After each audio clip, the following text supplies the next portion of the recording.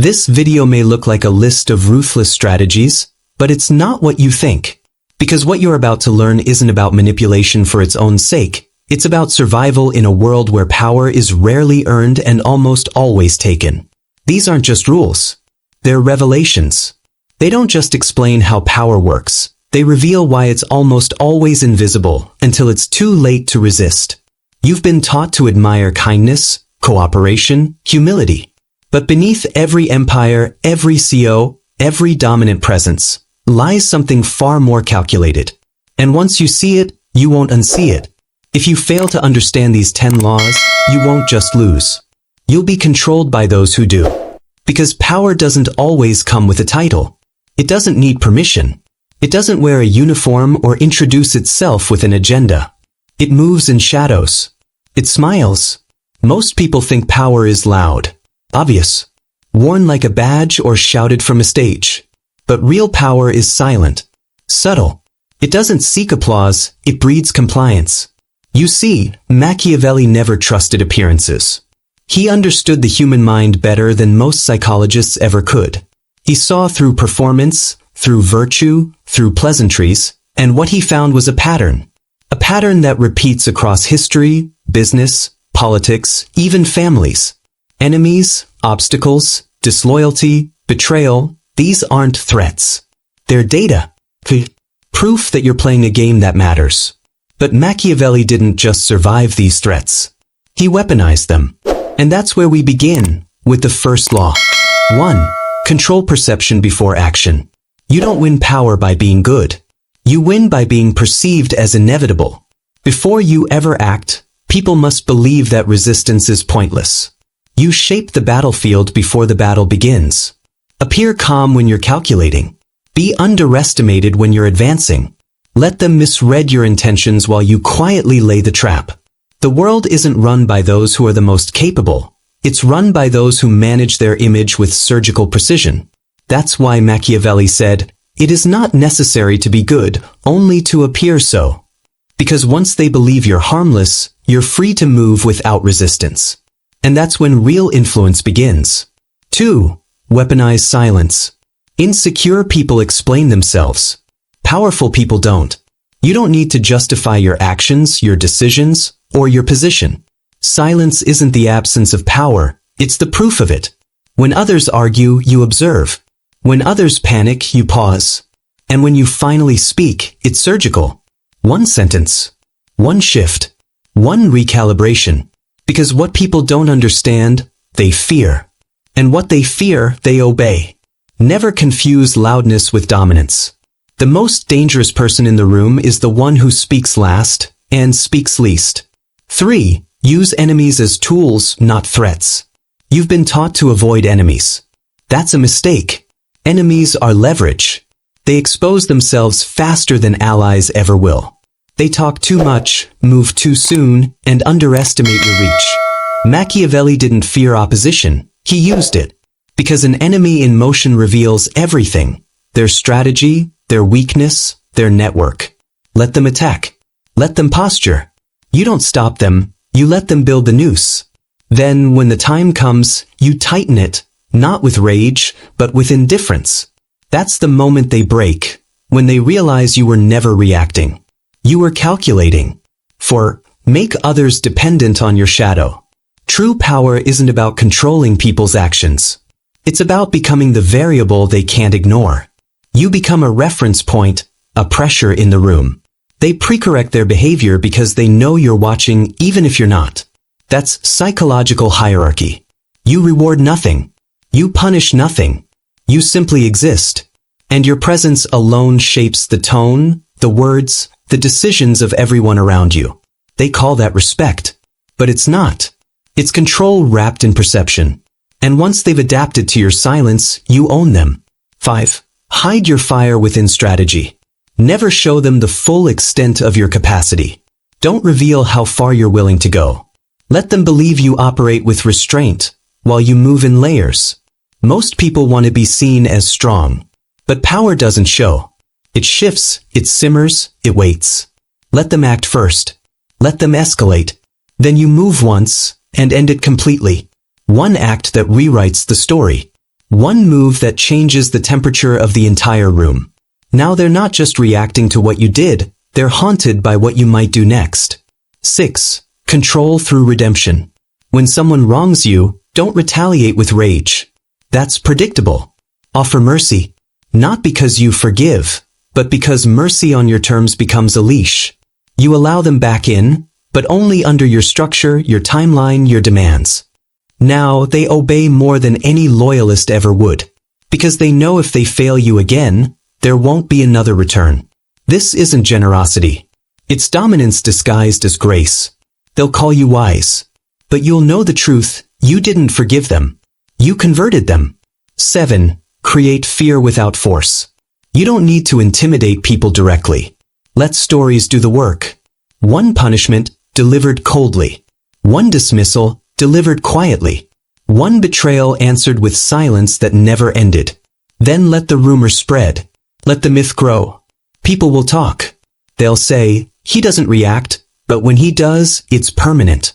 You've created a consequence without needing to enforce it again. Now they self-regulate.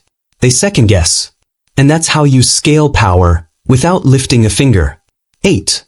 Let obsession reveal your strength. Enemies talk. Let them. Every word they speak in anger is proof of your gravity. Every attack is evidence of their obsession. You don't defend yourself. You let the attention build. Because eventually, the question shifts, why are they so focused on you? And when others see the imbalance, the hysteria on one side and the calm on yours, they choose instinctively. No one respects the desperate. Everyone fears the unbothered. You've made their hate your marketing. Now even your enemies grow your legend. 9. Disappear strategically. Once the battle ends, vanish. Let them sit with the aftermath. Let them guess what you're planning. Let them imagine you in rooms you're not in, moving pieces they can't see. Because absence builds weight. It makes silence louder. And when you return, you don't explain. You don't justify. You arrive colder, more composed, and farther ahead. Now they know you don't retreat. You reset. You don't hide. You design. This isn't just mystery, it's control through distance. And every time you disappear, your image grows sharper in their mind. Not because they see you, but because they can't. 10. Become the force they imitate. This is the final law. The transformation. You've survived attacks. You've absorbed betrayal. You've outlasted noise. And now, they imitate you. Quietly. They adjust their posture. They quote your words. They mimic your silence, but never admit it. Because to acknowledge you is to admit they lost. You don't need validation. You don't even need acknowledgement. Because your methods have become the standard. You're not a name anymore. You're a system. A formula. An unspoken rule. They move around you even when you're not there. And when someone asks why, they just say, it's safer this way. That's not influence. That's authority. And you built it with enemies. The transformation, from player to environment. Once you begin applying these laws, you'll notice something strange. People don't just respond to your actions. They begin to recalibrate around your presence. Conversations shift. Eyes scan you before answers are given. People lower their voice when discussing your name, not out of fear, but because they can't quite read your silence. This isn't respect. This is conditioning. You've stopped reacting. You've stopped justifying. You've stopped playing the same game as everyone else. And that's when power starts to mature. It stops being something you chase and becomes something you attract. Your influence doesn't sit in what you say, but in the hesitation people feel before they speak. Now, your very identity is a caution sign. Not because you demanded it, but because people watched what happened when someone didn't. One loud critic goes silent. A second vanishes. A third suddenly becomes polite. No one knows the full story. That's what makes it powerful. You never raise your voice. You never defend yourself. You simply allow the myth to form. Because myths last longer than facts. The power of not responding. Most people are addicted to reaction. To proving their point. To setting the record straight. But that's what Machiavelli rejected. He knew that power doesn't come from being right. It comes from being untouchable. Let the world misread you. Let them project. Because every misunderstanding, every accusation, every whispered story becomes a thread in a larger narrative you never had to write. You didn't resist the enemy. You gave them the stage. And when they collapsed under their own performance, the room remembered your silence. Now people speak with caution, not because they fear punishment, but because they fear looking foolish if they're wrong about you. That's not intimidation. That's sophistication. Enemies as architects of your power. Here's the final irony. Your enemies gave you this power. Without even realizing it, they became your marketers. They gave you attention. They gave you tension. They gave you the stage. They made you the one people watch, study, whisper about. And when they finally fell, your image didn't weaken, it solidified. You didn't destroy them. You absorbed them. You turned their attacks into altitude. You didn't need to yell. They did it for you. You didn't need a platform. They built it out of paranoia. And the more they tried to bring you down, the more others asked the only question that matters in power. What does this person know that I don't? Authority without presence. The highest form of power isn't being feared. It isn't being loved. It's being adjusted to. People change their tone when you enter the room. They soften their critiques when you observe. They preface disagreement with caution, because your response is unpredictable. Not loud. Not violent. Just final. That's when you stop being a person. You become a boundary. A climate. A psychological limit in someone else's mind. They don't oppose you because they're scared. They avoid opposing you because they've learned. Legacy through restraint. Everyone wants to be heard. To be known. To be understood. But Machiavellian power lives in the opposite direction. The less you explain, the more powerful your image becomes. Because in the absence of clarity, people assume. And assumptions are rarely generous. Your silence becomes loaded. Your actions become amplified. Your decisions ripple further because no one's sure what they mean. And so people prepare for all possibilities. This is restraint, not weakness. Because now, you're no longer reacting to the world. The world is reacting to you. You've entered the final phase of power. Automated dominance. Your name becomes a standard. You've stopped asking for compliance. You've started building inevitability. Your name isn't just a label anymore. It's a consequence. A reputation not built on stories you told, but on stories people tell about you. Some true. Some exaggerated. Some completely invented. It doesn't matter. Because the more they speculate, the more they circle around a truth they can't touch. You've become a system they navigate. Your name enters a room before you do. Your silence is louder than their speeches. Your calm provokes more anxiety than their chaos. Now when someone mentions you in a meeting, voices lower. Now when a critic rises, others hesitate. Not because they care about your feelings, but because they've seen what happens to people who don't. Build gravity, not noise. You didn't chase power. You built gravity. A pull so subtle, so exact, that people adjust themselves before you ever ask them to.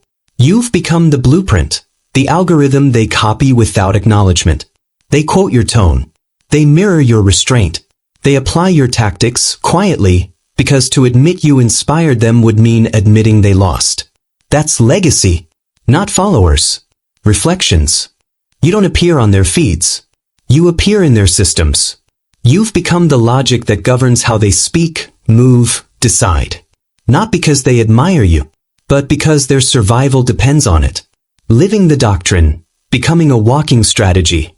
At a certain point, power is no longer something you do. It becomes something you are. You don't plan dominance, you exude it. You don't calculate each move, you've internalized the rhythm. Your instinct is precision. Your default is silence. Your very presence disturbs chaos into order. You don't enter rooms to speak. You enter to recalibrate the atmosphere. Conversations slow down. Eyes shift. People pre-censor before your name is even mentioned. Not out of obedience, but out of adaptation. You are no longer a player. You are the board. Power in the digital age. Today, everyone is obsessed with being seen. Followers, likes, visibility. But visibility is vulnerability. And the enemy within. Your greatest enemy was never outside you. It was the urge to defend yourself, to explain your worth, to show them who you are. Machiavelli's greatest weapon wasn't cunning. It was emotional mastery. Because the world will provoke you. It will insult you. It will misunderstand you. The moment you flinch, you give them a target. So what do? You betray your emotions before they betray your power. You remain a question no one can answer. You remain a presence no one can fully interpret. Because every second they spend trying to decode you is a second you control the tempo of the game. Machiavellian power has no interest in exposure. It thrives in strategic absence. You let others overshare. Let them drown in performance. Let them rage, react, explain, argue, posture. You observe.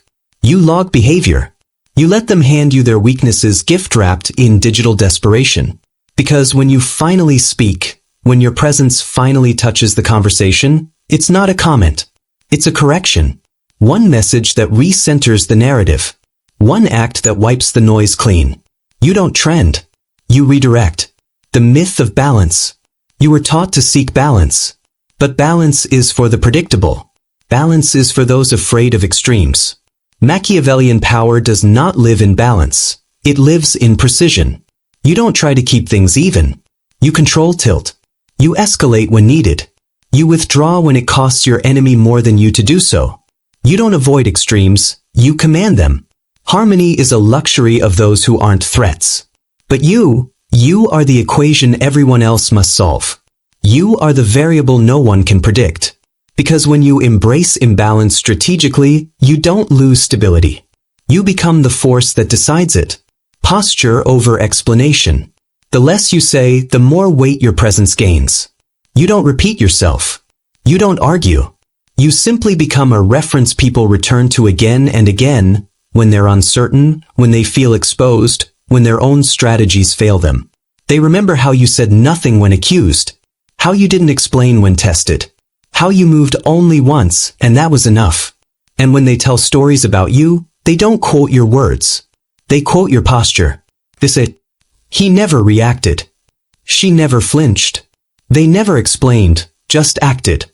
Because true power never seeks to be understood. It demands to be felt. Obedience without force. You've reached the final phase when people follow your direction without knowing they are. They lower their tone around you. They speak in disclaimers. They preface their ambition with disclaimers. They remove certain words from the conversation, not because you told them to, but because your silence taught them caution. You didn't command them. You didn't correct them. You didn't even look their way. But they adapted anyway, because the presence you built was never about domination. It was about becoming the atmosphere they couldn't ignore.